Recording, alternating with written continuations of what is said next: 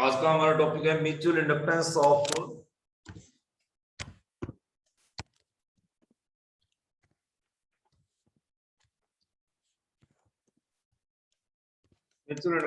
To long solenoids.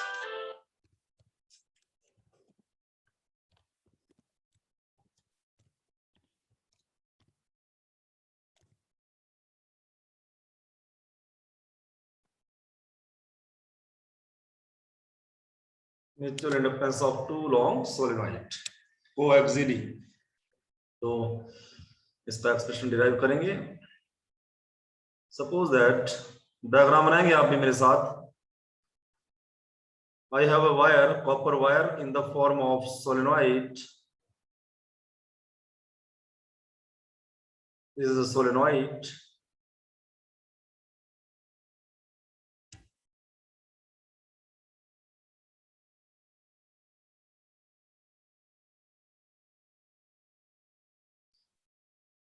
Suppose that in which current I1 is passing, time varying current. This is not a constant current, time varying current I1 is passing. And its radius is, इसका जो radius है that is small r1. Small r1 इसका radius है। Area हो गया इसका पाई are square. इसके ऊपर बाउंड है अनदर सोलेनॉइड।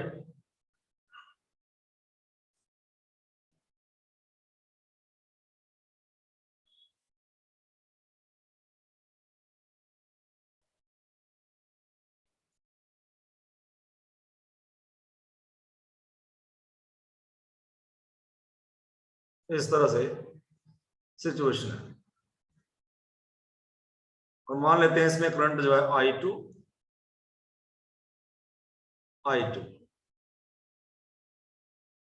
सोलेनॉइड इसका, इसमें I1, जिसमें I1 करंट पास कर रहा है, उसके number of turn N1, radius R1, जो भी मैग्नेटिक फील्ड प्रोड्यूस करेगी दैट इज B1। और ये वाला सोलेनॉइड, इसमें I2 current, number of turn N2, radius इसका R2, इट्स रेडियस इज ये, suppose that is R2। Screen visible है बेटा मेरी? Yes, sir. Yes, sir. Yes, sir. हम मान लिए, हमने नोट कर लिया। Let us suppose that two solenoid and coaxially and one solenoid is bound on the another solenoid. So हमने इसका म्यूचुअल इंडक्टेंस निकालना था। कल हमने ये भी पढ़ा था कि phi is directly proportional to y। Magnetic flux, अगर करंट चेंज होगा तो फ्लक्स भी चेंज होगी और जनरेट हो जाएगी। And flux is equal to constant, जब proportionality constant mi, m stands for mutual inductance, coefficient of mutual inductance, and finally m is equal to the ratio of phi divided by current I flowing in the solenoid, right? अब हम क्या करेंगे? First of all हम कहां से शुरू करेंगे? Flat. Copy पे लिखिए फ्लैट, ये सब चीजें भी लिख लेना आप। I2 करंट, जो solenoid, this is solenoid S1, this is solenoid S2। हम कहां से शुरू करेंगे? Let us suppose that current, let current I2 और टाइम वेरिंग करंट है, this is important, time varying current, not constant current, time varying current passes through, note करते जाइए मेरे साथ, S2 मैंने मान लिया फर्स्ट। S2 में जो है टाइम वेरिंग करंट फ्लो कर रहा है I2, तो S2 का जो मैग्नेटिक, अगर करंट, इसमें करंट फ्लो करेगा तो हमने सोलेनॉइड का मैग्नेटिक फील्ड भी किया था, तो इसमें मैग्नेटिक फील्ड जनरेट हो जाएगा। और इसका मैग्नेटिक फील्ड कितना है? B इज इक्वल टू, श्रद्धा कितना होता है सोलेनॉइड का मैग्नेटिक फील्ड? क्या होता है बेटा? Sir, mu naught Ni. Mu naught Ni। अब ये N2 वाला है, मैग्नेटिक फील्ड भी सेकंड में है और करंट भी I2 है, ये ध्यान में देख, राइट? और N2 के अंदर क्या होना चाहिए? What is N2? Number of turn per unit length, number of turn divide by length, इसकी लेंथ में एल मान लेता हूं, its length is small L, और तो लेंथ क्या आएगी एल, और नंबर ऑफ टर्न ही आएगा 2, राइट। अब सोलेनॉइड S2 में करंट I2 पास किया, जिसके कारण इसमें S2 सोलेनॉइड में, क्यों क्या बोल रहा हूं मैं, S2 में करंट I2 पास किया, I2 करंट के कारण मैग्नेटिक फील्ड B2 जनरेट हो गई, तो इसने मैग्नेटिक फ्लक्स भी दे दिया होगा phi2, और ये फ्लक्स phi2 लिंक्ड है, this flux is linked with solenoid S1। phi2 flux आ गया किसमें, phi2 फ्लक्स इन S2, इसका सीधा सीधा मतलब है linked with S1 also, S1 से भी वो लिंक्ड है फ्लक्स, और S1 से लिंक्ड है तो S1 से लिंक्ड जितना भी हुआ, अब सब वो जरूरी नहीं है कि जितना फ्लक्स phi2 जनरेट हुआ उतना ही S1 से पूरा का पूरा ही लिंक हो गया, मान लेते हैं, तो उसको मैं अलग मानता हूं। तो लेट phi1, इसके कारण flux linked with S1, flux linked with S1, S1 में फ्लक्स आ गया, किसके कारण आया है फ्लक्स, I2 करंट के कारण फ्लक्स आया phi1। और फ्लक्स का डेफिनेशन क्या होता है बेटा, flux is equal to B dot A होता है, तो बी ए कोसाइन वो कर लिया हमने, और number of turn N, right. अब देखो मैंने इसको लिखूंगा, ये देखो 1 फ्लक्स 1, राइट, किसके कारण आया, मैग्नेटिक फील्ड कौन सी थी बताइए, फ्लक्स phi1 किस मैग्नेटिक फील्ड के कारण आया, B2 के कारण आया ना ये, ओके। ये स्टेप समझ में आया, बोलो रिप्लाई करो जल्दी, रिप्लाई करो। Yes sir. ये इसके कारण आया, और नंबर ऑफ टर्न इसके अपने कितने हैं N1, तो ये थोड़ा सा ध्यान में रखें, इंपॉर्टेंट है ये। अब B2 का वैल्यू मैं यहां पुट कर दूंगा, B2 का वैल्यू मैं पुट करूंगा, तो B2 का वैल्यू ऊपर लिखा हुआ है, देखो ये, that is equal to mu naught N2 I2, right, ये कर दिया, और इसका area A, number of turn N1, simple. अब जो है हमने फ्लक्स phi1 निकाल लिया। अब देखो from the definition of mutual inductance, देखो mutual inductance of coil, phi1 flux आया, किसके कारण आया, B2 के कारण, B2 के अंदर क्या होगा, phi2 होगा। तो मैं लिख रहा हूं, देखो ध्यान से सुनना, mutual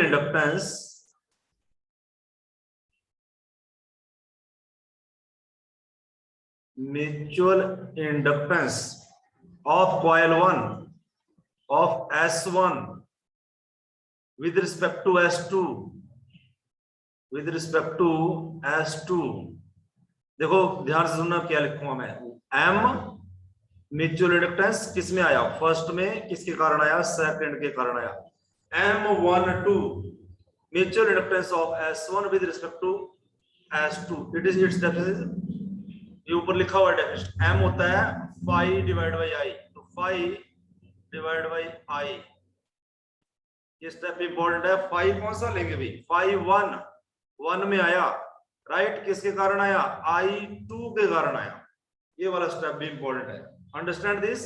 mutual inductance in the coil first with respect to second is equal to flux linked with the S1 due to current I2, understand this step, reply करो बेटा। Yes sir. Put the value of phi1 का value मैं put करूंगा, तो क्या ऊपर लिखा हुआ value mu naught N2 I2 A N1 divide by I2 से I2 कट जाएगा, I2 से I2 कट जाएगा, और मेरे पास क्या बचेगा, सिर्फ mu naught N2 A N1, N2 को ओपन कर लो, N2 के अंदर क्या है, इस N2 को ओपन कर लो, N2 के अंदर क्या है, number of turn N2 divide by length, ऊपर लिखा हुआ है मैंने, ये लिखा हुआ है देखो, एक N1 area, right, this is the final expression, ये मेरे पास फाइनल एक्सप्रेशन आया। देखिए क्या आया मेरे पास expression, I have mutual inductance of first solenoid with respect to second is equal to mu naught N1 N2 A divided by length। अब M21 का निकालना है तो निकाल लें, लेकिन आप इसको देख के डायरेक्ट भी लिख सकते हो, सिमिलर आएगा, इसको बोलेंगे mutual inductance of coil second with respect to first. अगर मैं फर्स्ट में करंट पहले फ्लो कर लेता, ये भी यही आएगा, mu naught N1 N2 area divide by length, it will be same. इसका मतलब ये हुआ mutual inductance of coil first with respect to second is equal to mutual inductance of coil second with respect to first, ये same रहेगा। अब इसके ऊपर questions पूछे जाते हैं पेपर में। रिजल्ट्स एंड डिस्कशन नंबर 1, हमारा कंक्लूजन निकला म्यूचुअल इंडक्टेंस किस किस के ऊपर डिपेंड करता है। नंबर 1, म्यूचुअल इंडक्टेंस,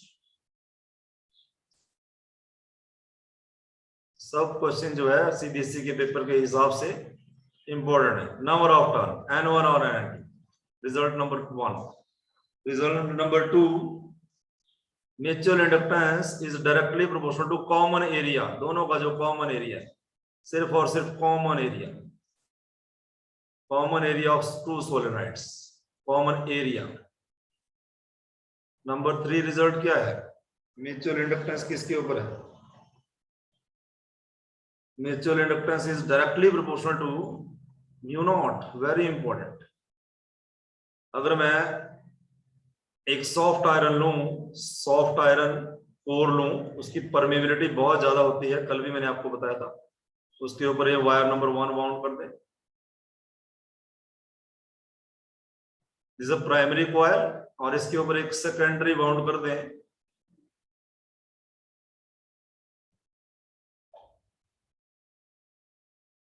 ये सेकेंडरी। म्यूचुअल इंडक्टेंस जो है बढ़ जाएगा, इंक्रीज कर जाएगा डायरेक्टली, म्यू बढ़ेगा। ये तो वैक्यूम के लिए है, मीडियम के लिए होता है म्यूचुअल इंडक्टेंस इज, तो इसकी जगह क्या आ जाएगा, कल मैंने बताया था आपको, बताइए। मीडियम के लिए आयरन रख दें बीच में, तो म्यू, आयरन के लिए म्यू का वैल्यू बहुत ज्यादा होता है as compare to vacuum, 1000 times more, 1000 times more iron के लिए रिलेटिव परमिबिलिटी। तो ये बढ़ जाएगा, आयरन रॉड अगर इंसर्ट कर दें इसकी इन दोनों कॉइल्स के बीच में, राइट, तो म्यूचुअल इंडक्टेंस बढ़ जाता है। तो ये हमारा इसका एक्सप्रेशन था।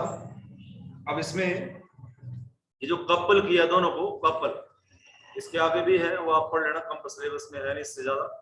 Coefficient of coupling, mutual inductance M दोनों का divide by root L1 L2, ये फॉर्मूला यूज होता है। Coefficient of coupling, coefficient of coupling,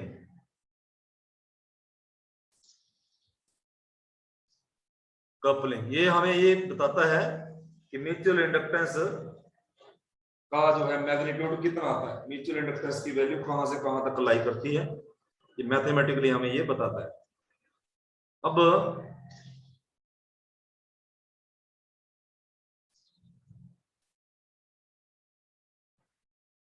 देखो, कई बार एग्जामिनर क्या करेगा, वो आपसे इस तरह के क्वेश्चन पूछ सकता है। अगर आप ऐसे, एक कॉइल ऐसे है प्राइमरी, ये प्राइमरी कॉइल है, दूसरी कॉइल ऐसे है, another coil is like this, उसकी ओरिएंटेशन ऐसे है, तो बोलो क्या प्राइमरी में करंट आने से, टाइम वेरिंग करंट आने से, क्या सेकेंडरी में जो है फ्लक्स चेंज होगा या नहीं, बताएगा कोई बच्चा या मैं बताऊं?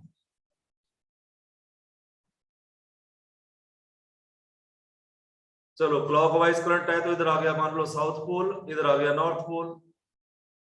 तो साउथ से एक पोल से लाइंस एंटर करेंगे और निकलेंगी, साउथ से लाइंस एंटर करती है और इधर से निकल रही है।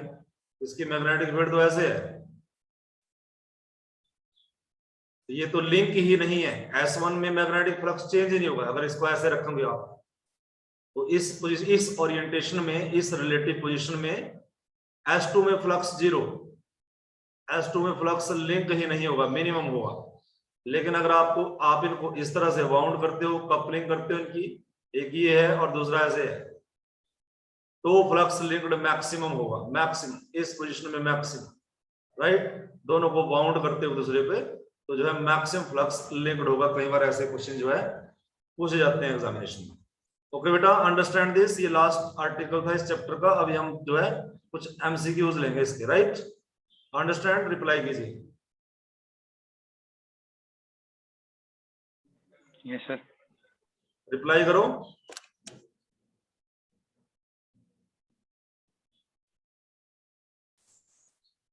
मुझे सुनाई नहीं दिया अभी कुछ।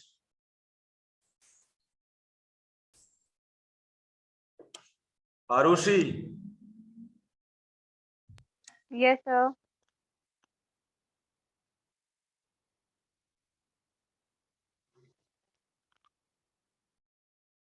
चलिए मेरे सामने इस चैप्टर के मल्टीपल पड़े हुए हैं कुछ। स्टार्टिंग में फर्स्ट फेज पे इजी क्वेश्चन लेने हैं, दूसरे राउंड पे डिफिकल्ट लेने हैं। Question number 43, Lenz's law applies to electrostatic, lenses, electromagnetic induction, cinemas lights. कहां पे लगेगा बेटा? Which is right option? E. अरे बेटा रिप्लाई करो साथ में।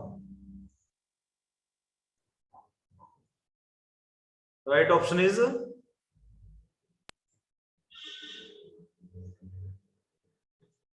C. Sir, C. okay.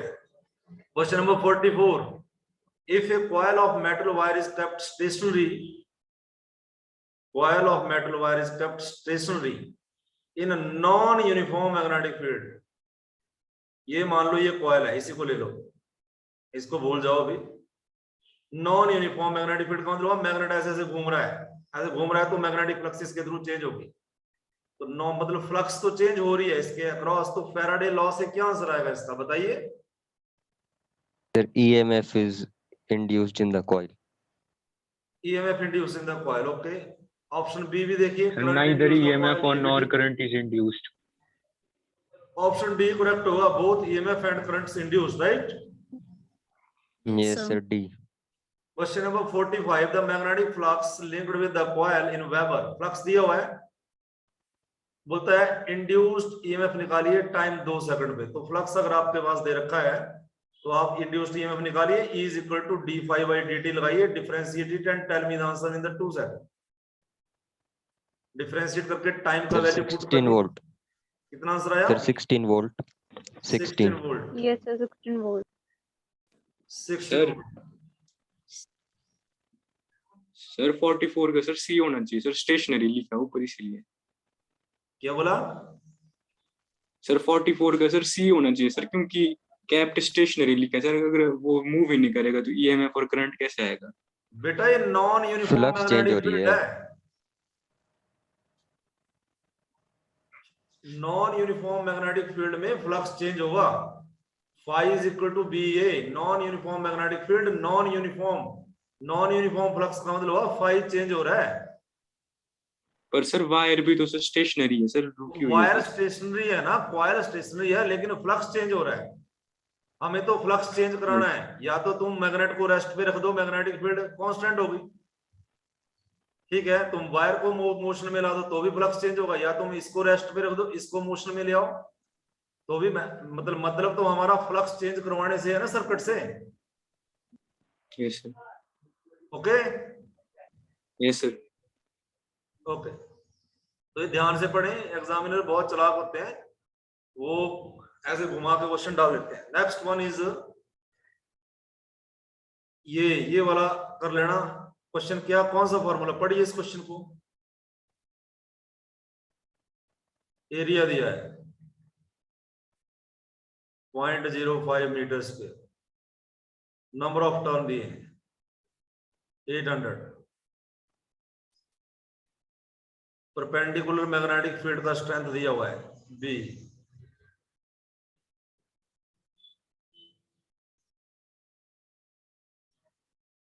If the coil is rotated 90 degree, देखो क्वेश्चन समझाता हूं मैं। मान लो कॉइल की सिचुएशन ऐसे है, इसने 90 डिग्री रोटेट कर दिया इसको, तो 90 डिग्री ऐसे ले आया है, ये हो गया 90 डिग्री का रोटेशन। तो 90 डिग्री का रोटेशन पहले तो क्या लिखा है, देखो मैग्नेटिक फील्ड पहले ऐसे जा रही थी इसके परपेंडिकुलर, जब इसको रोटेट किया तो इसके अक्रॉस, इस कॉइल के अक्रॉस फ्लक्स चेंज हुआ, वाई चेंज हुआ ड्यूरिंग रोटेशन, क्योंकि पहले मैक्सिमम था फिर ऐसे घट गया इसके अक्रॉस मैग्नेटिक फ्लक्स, हमें तो चेंज करवाने से मतलब फाई चेंज हुआ, तो फाई के चेंज होने से ईएमएफ जो है क्या हो जाएगी, d phi by d t हो गया। अगर d phi by d t हो गया तो ईएमएफ आ गया, और ईएमएफ इसने पूछा है 0.1 सेकंड में ये काम हुआ, the average EMF induced in the coil. Question समझ में आ गया?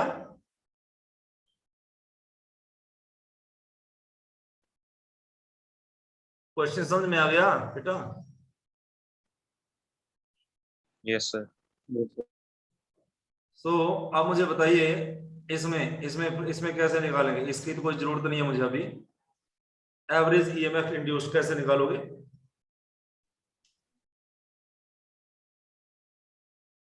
बताओ? सर एन बी इधर, एन बी है। हाँ एन बी, फाई निकाल लो पहले, N B.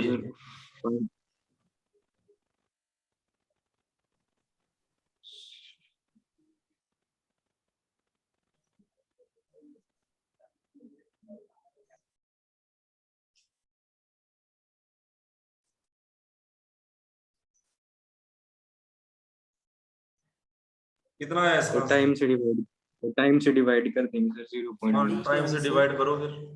0.016 volt. Which option? Sir D.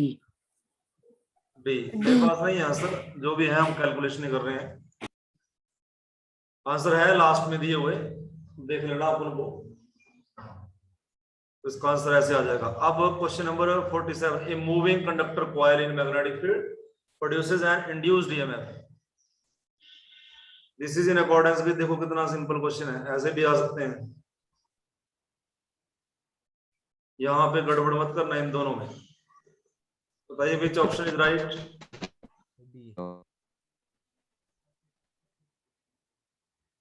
Which option is correct? Sir D. Sir D. D होगा। ये डायरेक्शन बताता है ईएमएफ की, राइट?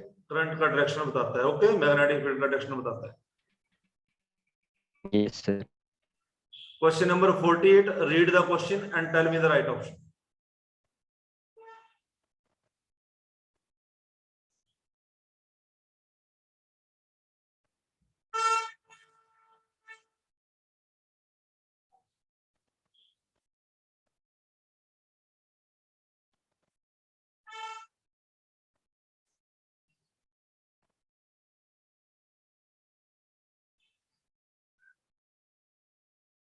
मैंने आपको करवाया है क्वेश्चन, इस तरह से करवाया मैंने। ये मैग्नेट ऐसे मूव कर रहा है, डी। यहाँ पे कौन सा पोल आएगा? डी। यहाँ पे कौन सा पोल आएगा? ए पे, ए के सेंटर पे। डी। यहाँ पे साउथ आएगा, और इधर इधर जा रहा है, इसको अपोज करेगा जाने से, इधर भी साउथ ही आएगा, राइट? Yes sir. इसमें भी करंट क्लॉकवाइज और इसमें भी current clockwise. Which option is right?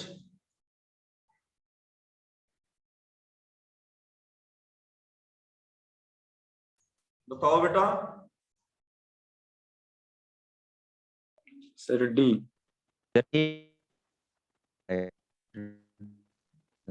D बोल रहे हो? Yes sir. दोनों में तो सर, करंट B। क्लॉकवाइज ही नहीं आया। सर बी होगा। E. आंसर ऑप्शन बी है होना चाहिए। क्वेश्चन को समझो ना, जब नॉर्थ पोल ये इधर अवे जा रहा है इससे, तो इसको अपोज करेगी ये वाली कॉइल जाने से, तो यहाँ साउथ आ जाएगा। साउथ इसके पास जा रहा है, यहाँ भी अपोजिशन मिलेगा, यहाँ भी साउथ आएगा। तो जब साउथ आता है, अगर मैं इस साइड से देखूं, तो इसमें भी करंट क्लॉकवाइज और इसमें भी current clockwise.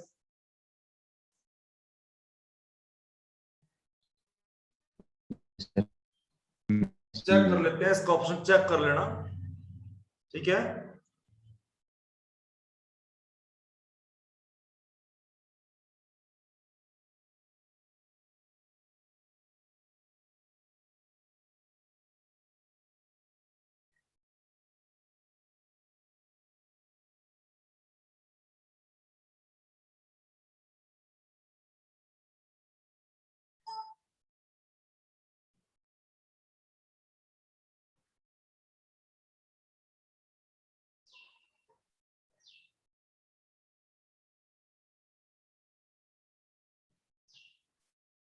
Question number 49.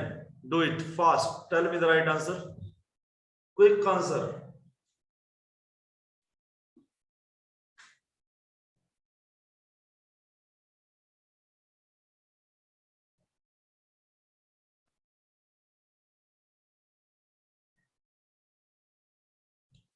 Question number 49 sorry, मैं नहीं इसका आंसर बताऊंगा, आप मुझे आंसर बताओगे। सर सी।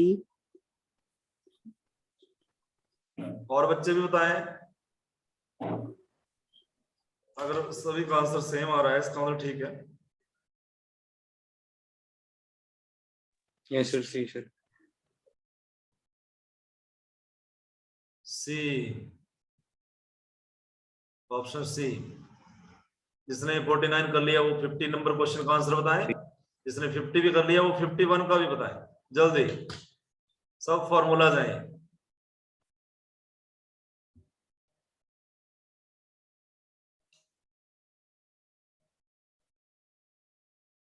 फिफ्टी में क्या बना होगा? 5 तो बी ए के बराबर होता है।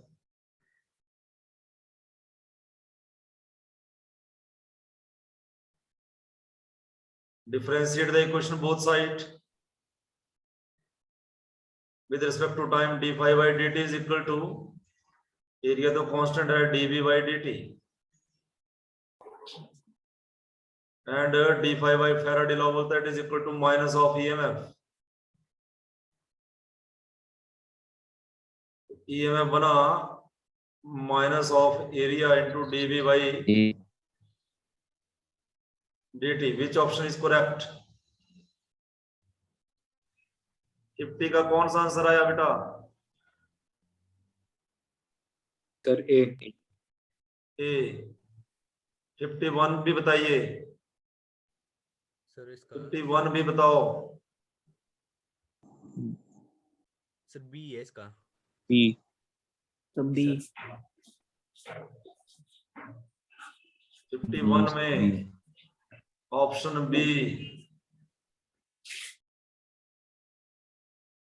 Option B correct. सो पहले फर्स्ट स्टेज पे सिंपल क्वेश्चन लें, सेकंड स्टेज पे बढ़ाएं फिर लेवल, थर्ड पे और डिफिकल्ट लें, नेक्स्ट टू नेक्स्ट लेवल रखें। फर्स्ट टाइम ही मुश्किल क्वेश्चन में नहीं फंसना है, नहीं तो इंटरेस्ट नहीं बनता फिर बाद में। तो मैं नेक्स्ट पेज पे मूव करूं, ये क्वेश्चन है इसकी ऑप्शन सी, मुझे डी डी नहीं है यहाँ का, इसको भी देख लेना आप लोग। आगे मूव करूं किसी और पेज पे।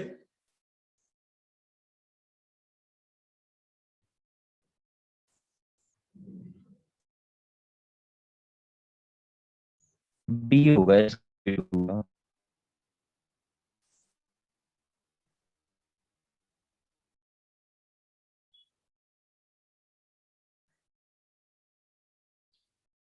Question number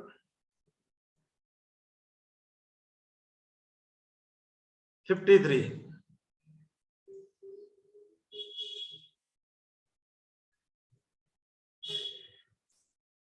Read the question. An aluminum ring B faces an electromagnet A.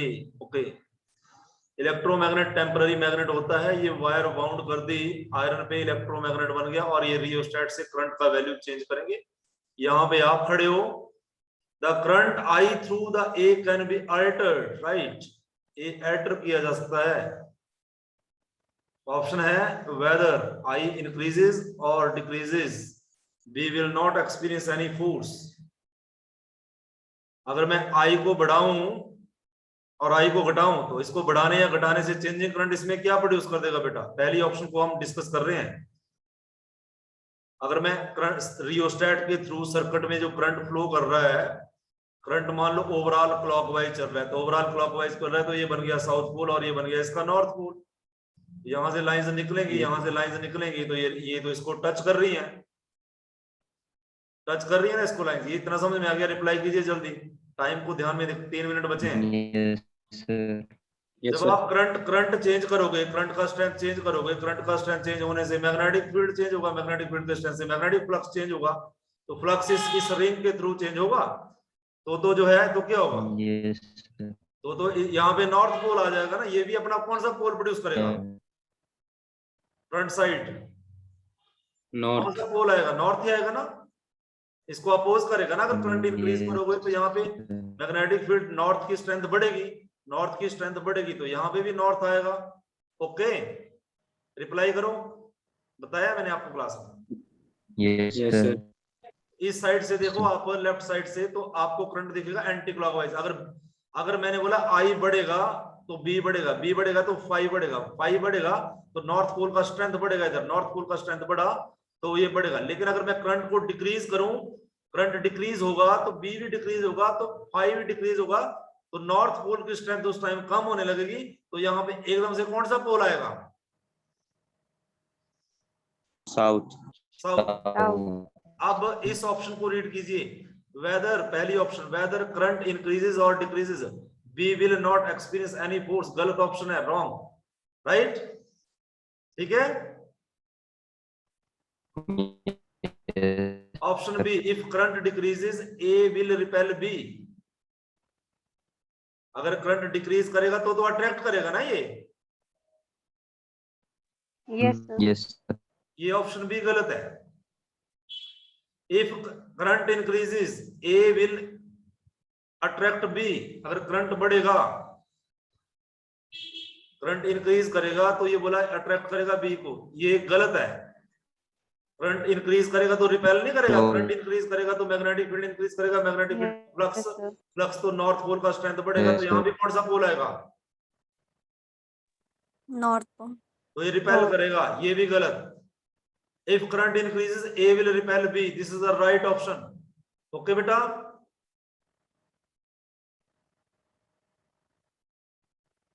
Okay. Yes yes sir. 54, Yes, less sir. Then 1 minute है हमारे पास क्लास का। इसका आंसर बता दीजिए। 5 दिया है, d5/dt 2 सेकंड में निकाल दो, टाइम की वैल्यू पुट कर दो। -40 volt. -40 volt. -40 volt. Good, very nice. -40 volt अगर आपका आंसर है, इसको बाद में लेना। इसका इसका आंसर बता दो। 57 का क्लास का टाइम होने वाला है। सी। C.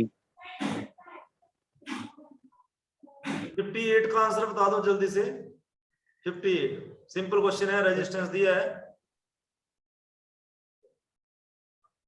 The amount of induced charge flows in the circuit in coulomb. Easy है, ये हो सकता है। I we have only 30 second now. उसके बाद क्लास अपने आप ऑफ हो जाएगा। I will send you PDF. Best होगा कि आप इसका प्रिंट ले लें और कुछ दिनों में मैं इसका सॉल्यूशन भी आपको दे दूंगा।